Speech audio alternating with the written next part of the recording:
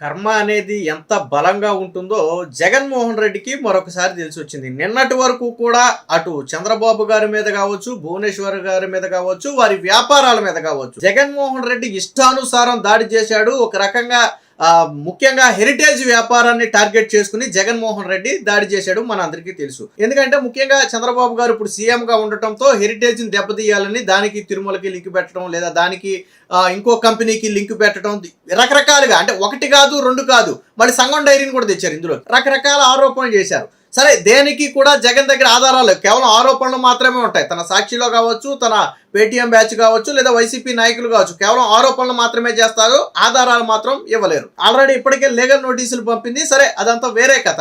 అయితే ఇప్పుడు జగన్మోహన్ రెడ్డి కుటుంబంలో ఉన్న విభేదాలు మరొకసారి బయటపడ్డాయి. ఈ కొత్త విభేదాలు కాదు, జగన్మోహన్ రెడ్డి కుటుంబంలో విభేదాలు ఉన్నమాట వాస్తవం. తల్లికి చెల్లికి జగన్మోహన్ రెడ్డి అన్యాయం చేశాడు, వాళ్ళిద్దరూ జగన్మోహన్ రెడ్డిని దూరం పెట్టారు అన్నమాట కూడా వాస్తవం, బహిరంగ సత్యమే. తాజాగా ఇప్పటి వరకు చంద్రబాబు మీద, చంద్రబాబు కుటుంబం మీద, వాళ్ళ ఆస్తుల మీద దాడి చేసిన జగన్మోహన్ రెడ్డి ఇప్పుడు తనకు తాను సమాధానం చెప్పలేని పరిస్థితిలోకి వచ్చాడు. ఏంటంటే విజయమ్మ ఒక లేఖ రాశారు, బహిరంగ లేఖ రాశారు.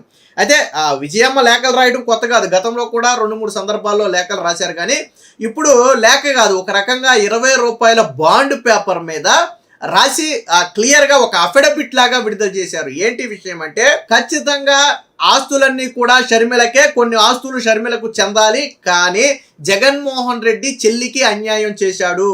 అక్కడతో ఆగలేదు, మేనల్లుడికి మేనకోడలకి కూడా జగన్మోహన్ రెడ్డి అన్యాయం చేశాడు. రాజశేఖర్ రెడ్డి చనిపోయే వరకు ఎక్కడా ఆస్తుల పంపకాలు జరగలేదు. ఆస్తులన్నీ కూడా నలుగురి మనమలకు సమానంగా చెందాలి అనేది రాజశేఖర్ రెడ్డి ఆశయం, ఆదేశం కూడా అదే. ఆ విషయం జగన్మోహన్ రెడ్డికి తెలుసు, ఆ దేవుడికి తెలుసు. ఇప్పటి వరకు ఆస్తుల పంపకాలు జరగలేదు, నలుగురి పిల్లలకు సమానంగా ఆస్తిని పంచాల్సిందేనని చెప్పి కొండ బద్దలు కొడుతూ విజయమ్మ లేఖ రాసింది. దీంతో వైసీపీ పరిస్థితి కక్కలేక మింగల, అంటే ముందు నుయ్యి వెనక గొయ్యిలాగా మాదిరిగా మారింది. ఇప్పుడు నిన్న మొన్నటి వరకు షర్మిలని ఏమని విమర్శించారు, చంద్రబాబు నాయుడు చేతిలో షర్మిల కీలు బొమ్మ అని చెప్పి జగన్మోహన్ రెడ్డి ఒక స్టోరీ రన్ చేయించాడు. అది సాక్షిలో కావచ్చు, లేదా వైసీపీ నేతల చేత కావచ్చు, చంద్రబాబు చేతిలో కీలు బొమ్మగా మారిన షర్మిల అని చెప్పి ఒక స్టోరీ రన్ చేయించాడు. ఓకే, దానికి కాసేపు పక్కన పెడదాం. మరి ఇప్పుడు స్వయంగా విజయమ్మ, జగన్మోహన్ రెడ్డిని కని పెంచిన తల్లి స్వయంగా విజయమ్మే జగన్మోహన్ రెడ్డి అన్యాయం చేశాడు, మోసం చేశాడు అని చెప్పి అఫిడవిట్ రూపంలో విడుదల చేసింది. ఇప్పుడు చంద్రబాబు నాయుడు చేతిలో కీలుబొమ్మగా మారిన విజయమ్మ అని జగన్మోహన్ రెడ్డి ప్రచారం చేస్తాడా? నీ కుటుంబం మొత్తం నిన్ను వెలివేస్తే దానికి చంద్రబాబు నాయుడికి ఏంటి సంబంధం? మనం రాజకీయాల్లో ఉన్నాం కాబట్టి మన మీద ఏ బురద జల్లినా కానీ దాన్ని ఎదుటోళ్ళ కుట్ర అనాలి అనుకుంటే ప్రజలు నమ్మరు. అది గుర్తుపెట్టుకో. అసలు ఇది మీ కుటుంబ వ్యవహారం. దీంట్లో చంద్రబాబు గారికి సంబంధం లేదు, ఆయన ఇన్వాల్వ్ కూడా కాడు. ఇన్వాల్వ్ అవ్వాల్సిన అవసరం ఆయనకి లేదు. రాజకీయాన్ని రాజకీయంగా చేయటంలో చంద్రబాబు గారి తర్వాత ఎవరైనా, జగన్మోహన్ రెడ్డి లాగా తల్లిని చెల్లిని అడ్డం పెట్టుకుని ఒకప్పుడు రాజకీయం చేసి బ్రతికి బట్టపట్టి అధికారంలోకి వచ్చిన తర్వాత తల్లిని చెల్లిని తరిమేసి ఈ టైపు ఎప్పుడు చంద్రబాబు గారు చేయలే. చంద్రబాబు గారు ఎప్పుడు తన కుటుంబాన్ని రాజకీయాల్లోకి వాడుకుని దూరం పెట్టిన ఘటనలు ఎక్కడా లేవు. ఉన్నవాళ్ళు ఉన్నారు, లేని వాళ్ళు లేరు, అంతే రాజకీయాల్లో మొదటి నుంచి కూడా. కానీ జగన్మోహన్ రెడ్డి చేసిన పనికి ఈరోజు షర్మిల తరపున విజయమ్మే మాట్లాడటంతో వైసీపీ నేతల నోళ్లు పెగట్ల. ఒక రకంగా షర్మిల మీద చాలా తీవ్ర స్థాయిలో విమర్శలు చేయించిన తర్వాత కన్న తల్లిగా తట్టుకోలేకపోయిన విజయమ్మ ఇప్పుడు నోటు విడుదల చేసింది. వాస్తవానికి షర్మిల మీద తీవ్రమైన దాడులు చేశారు. ఏమని, 30 ఏళ్ళు పెళ్ళైన 30 ఏళ్ల తర్వాత షర్మిలకు ఆస్తులేంటి? జగన్ కష్టార్జితంలో నుంచి తాను సంపాదించిన సంపాదనలోంచి 100 కోట్ల రూపాయలు షర్మిలకి ఇచ్చారు. షర్మిలకి ఇంకా ఆస్తులు రావు. ఒక రకంగా జగన్మోహన్ రెడ్డి ఉదార భావంతో దానం చేశాడు. ఇప్పుడు ఆస్తులు అడగటం ఏంటి? గతంలో జగన్ జైలుకి వెళ్ళినప్పుడు మరి నువ్వెందుకు వెళ్ళలేదని చెప్పి 1 కాదు 2 కాదు రకరకాల విమర్శలు చేస్తే పాపం విజయమ్మ బాధపడింది. ఎందుకంటే కన్న తల్లికి ఎవరైనా సమానంగానే చూస్తారు. ఇప్పుడు కొడుకైనా కూతురైనా ఒకటే. కానీ ఇక్కడ కొడుకే స్వయంగా కూతుర్ని నలుగురిలో బదనం చేయడంతో పాటు వైసీపీ నేతల చేత, అంటే కుటుంబ వ్యవహారాల్లోకి రాజకీయ నేతల చేత విమర్శలు చేయించడం విజయమ్మ జీర్ణించుకోలేకపోయింది. ఇదే మాట జగన్మోహన్ రెడ్డి చెప్పుంటే విజయమ్మ రియాక్ట్ అయ్యేదో లేదో మనకు తెలియదు. కానీ జగన్ మాట్లాడట్లా. ఎవరు మాట్లాడుతున్నారు? భారతీరెడ్డి ఎవరి చేత మాట్లాడిస్తుంది? వైసీపీ నాయకుల చేత మాట్లాడిస్తుంది. షర్మిలకు అదే బాధ కలిగింది. మా కుటుంబ వ్యవహారం మాట్లాడితే జగన్ మాట్లాడాలా, భారతీరెడ్డి మాట్లాడాలా? బయట నుంచి ఎవడినో తీసుకొచ్చి నా కూతురు మీద విమర్శలు చేయించడం ఏంటనేది తల్లికి నచ్చలా. అందుకనే జగన్మోహన్ రెడ్డి మీద ఈ స్థాయిలో విమర్శలు చేస్తూ ఒక అఫిడవిట్ విడుదల చేసింది. ఇందులో ఏం రాసింది చూడండి. ఆ ఆస్తులన్నీ షర్మిలవే, ఎంఓయూలో ఉన్నవి ఆమెకి చెందాల్సిందే, కుటుంబ ఆస్తుల పంపకాలు అనేది జరగలేదు, నలుగురి మనుమలకు సమానంగా చెందాలి, ఇది వైఎస్ ఉద్దేశం ఆదేశం కూడా. మేనల్లుడికి మేనకోడలికి జగన్ అన్యాయం చేశాడు, ఆ నిజమేంటో నా దేవుడికి నా కుమారుడికి కూడా తెలుసు. బాండ్ పేపర్పై విజయలక్ష్మి స్పష్టీకరణ.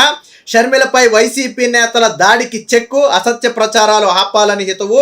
తల్లి చెల్లి మధ్య జగన్ ఉక్కిరి బిక్కిరి. అంటే ఒక రకంగా విజయం ఇందులో కామెంట్ చేసింది, మీకు ఏం తెలుసని మాట్లాడుతున్నారు, అసలు మీరెవరని మాట్లాడుతున్నారని చెప్పి వైసీపీ తరపున ఎవరైతే ముఖ్యంగా రాచమ్మలు శివప్రసాద్ లాంటి వాళ్ళు చాలా హద్దు మీరు మాట్లాడుతున్నారు. ఒక రకంగా ఒకానొక దశలో అసలు షర్మిల వాళ్ళ కూతురే కాదన్నది కూడా, రాజశేఖర రెడ్డి కూతురే కాదన్నది కూడా బహుశా ఆయన అనుకుంటున్నారు, నాకు అంత కరెక్ట్గా ఐడియా లేదు.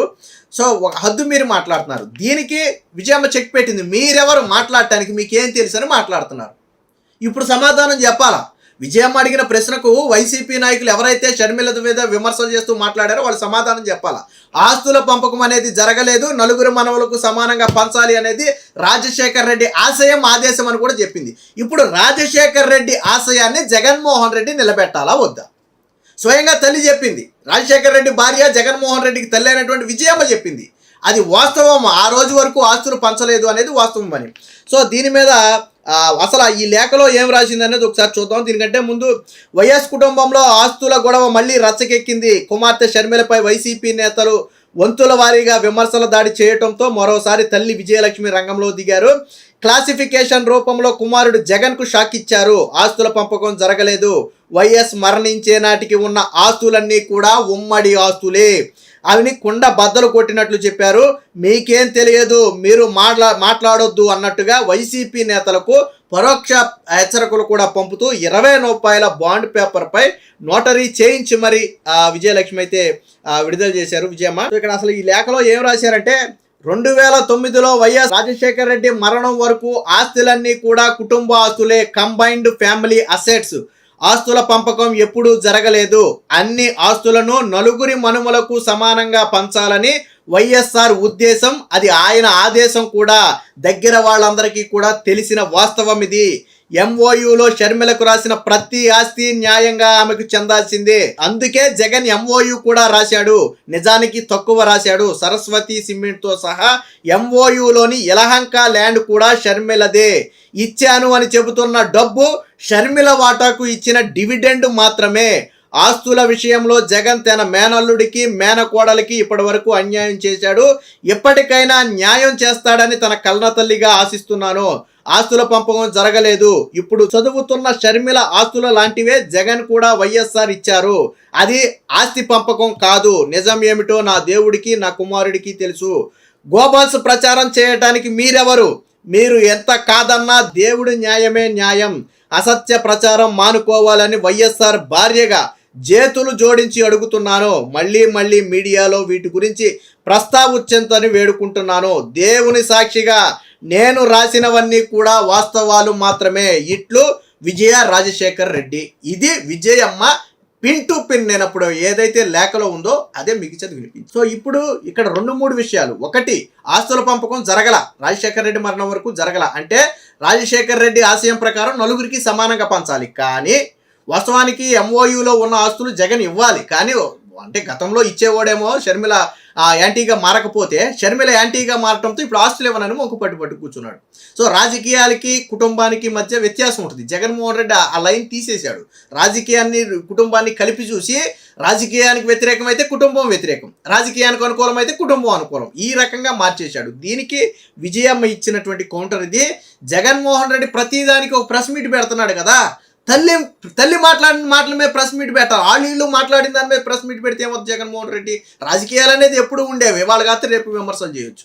నీ తల్లి విజయమ్మ మాట్లాడిన మాటల మీద ప్రెస్ మీట్ పెట్టే దమ్ము జగన్మోహన్ రెడ్డికి ఉందా? వైసీపీ నాయకులకి కార్యకర్తలకు ఉందా? ఎవరైతే షర్మిలను విమర్శించారో వాళ్ళు విజయమ్మ ప్రశ్నలకు సమాధానం చెప్పగలరా?